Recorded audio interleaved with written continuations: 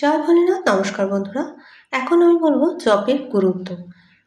জপের দ্বারা জীবনে চলার পথে নিয়ম রীতি ও আচার আচরণের মাধ্যমে শৃঙ্খলাবোধ এনে গুরু প্রদত্ত সিদ্ধমন্ত্র বা সত্যকে রক্ষা করা যায়।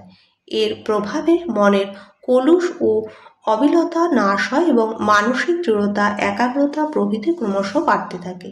মন ক্রমশ অনিত্য বস্তুর প্রতি আসক্তি কাটিয়ে নিত্য বস্তু বা সত্যের অনুসন্ধানে তৎপর হয় এবং ধীরে ধীরে এই পথে অগ্রসর হতে হতে প্রকৃত সত্য বস্তুর মিলন ঘটে। প্রকৃতপক্ষে জপ বা ধ্যানের ধ্যেয় বস্তু সৃষ্টি করে ধাতু ক্রমে ক্রমে এই ধাতু থেকে মন ক্রমশ প্রিয় বস্তুকে লাভ করতে থাকে।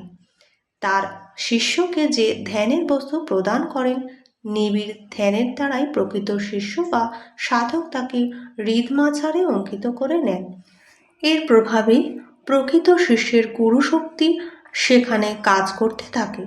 পদ্মপুরাণে বর্ণিত রয়েছে যে যক্ষ, রাক্ষস, পিশাচ এবং ভয়ঙ্কর সাপ বা হিংস্র জন্তু প্রকৃত জপে নিরত থাকা অবস্থায় ব্যক্তির কোনরূপ অনিষ্ট করতে পারে না।